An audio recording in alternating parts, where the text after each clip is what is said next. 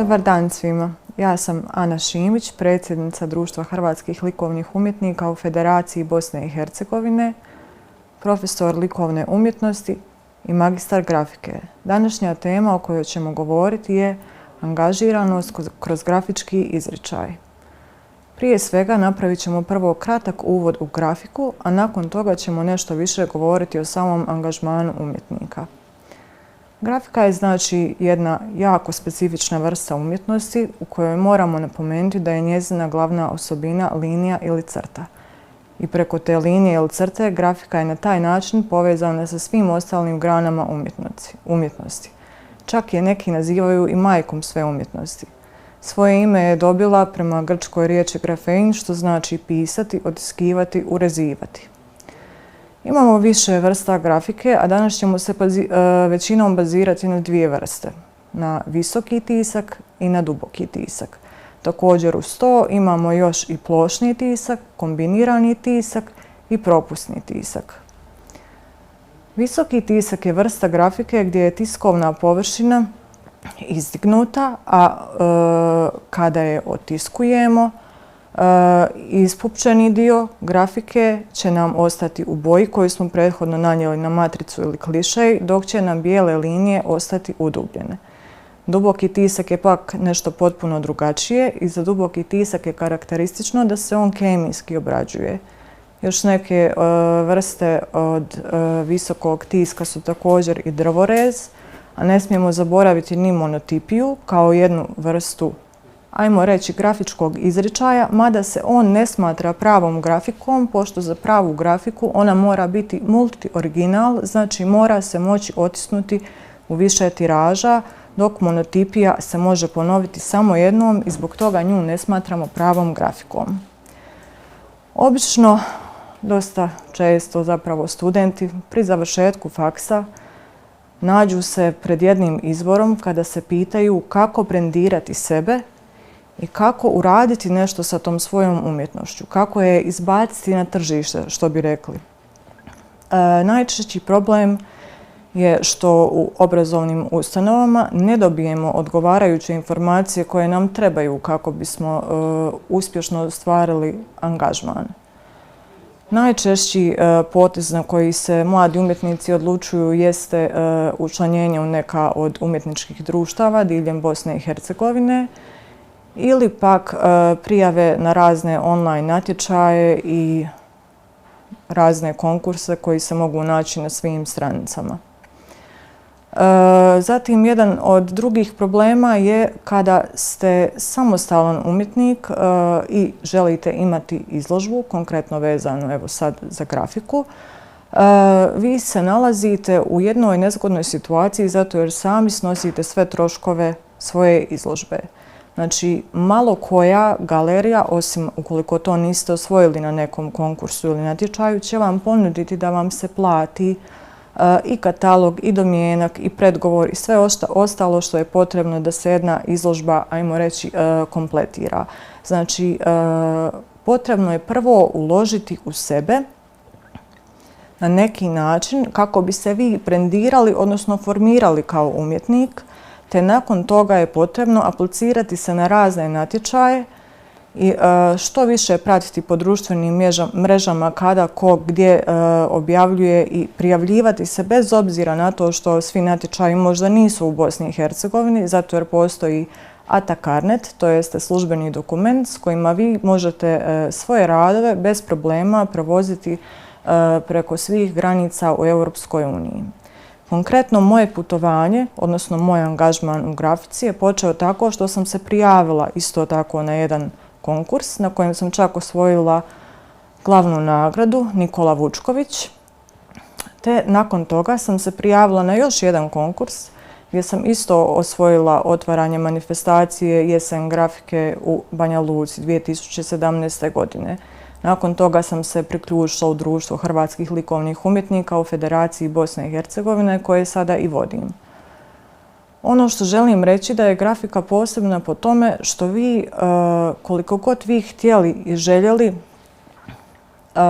dobiti nešto od samog otiska, pojavljuje se problem što ćete vi kasnije s matricama, odnosno s klišejem koji vam ostaje nakon što otisnete grafiku. Naravno, svaki grafičar i svi ostali znaju da je do grafičke preše jako teško doći, da je pribor za grafiku, materijal i oprema jako skupa, čak i najskuplja u odnosu na sve ostale vrste umjetnosti. I zbog toga se puno umjetnika, uključujući i mene naravno, odlučuje eksperimentirati na razne načine sa grafičkim matricama, odnosno klišejima, te pronalaziti nove načine kako iskoristiti ploču u više navrata. Vi naravno možete kombinirati grafiku, sve vrste tiska, ali što učiniti sa pločom nakon nekog vremena?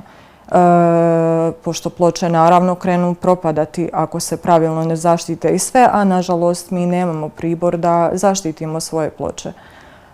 Po svojoj vlastitoj ideji odlučila sam da od ploča od kojih sam napravila otiske za grafiku mogu napraviti mobil, odnosno pokretnu skulpturu u zraku. Isto tako mogu se napraviti i male minijaturne skulpturice koje odlično izgledaju i koje se uklapaju vrlo lako u svaki prostor. Sada ću vam na praktičnom primjeru pokazati neke kombinacije i neke nove tehnike koje sam sama razvijala i istraživala kako bi vam dokazala da grafika u biti može biti jako zabavna i zanimljiva, a ne stroga i tehnički konkretna kao što se od nje kao vrste umjetnosti traži.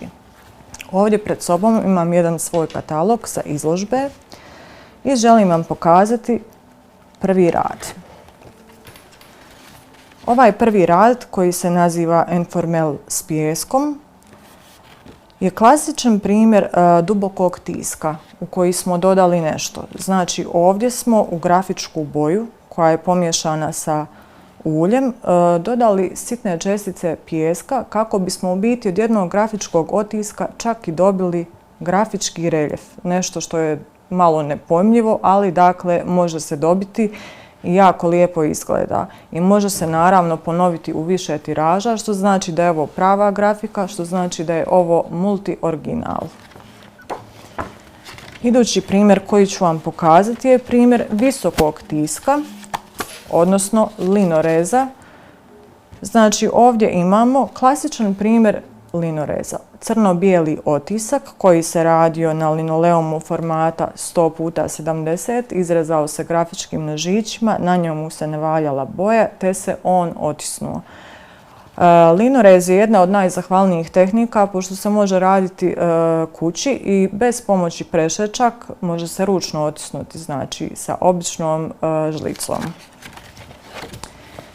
Idući primjer koji ću vam pokazati je kombinirana tehnika između dubokog i visokog tiska. Znači ovdje imamo jedan primjer dubokog tiska. Znači imamo suhu iglu, odnosno seka punta, kombiniranu sa klasičnim bakropisom, znači i kemijska obrada je ovdje bila i mehanička obrada, dok ovdje imamo obični komad linoleuma, odnosno visoki tisak i ovdje imamo male čestice otisnute u boji preko grafike koje su u stvari također visoki tisak. Specifično kod grafike je to što vi između svakog sloja i svakog dijela rada morate čekati da se jedna boja osuši. Znači za izradu ovog rada bilo je potrebno minimalno 10 dana jer se grafička boja jako teško suši.